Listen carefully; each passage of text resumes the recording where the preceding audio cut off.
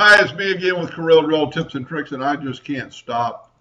And I think it's because we don't ever get to use color. So I took the contour out, and I just made a red and a yellow. I'm going to take around I just made two rectangles, and I'm going to blend them together like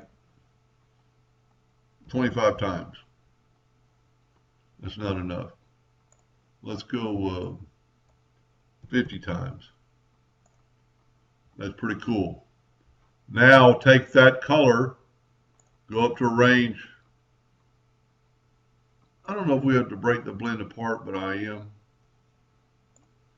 Tell you what, I'm going to group it, go up to effects, no, go to a range, power clip, place inside frame, and now you got a completely different color.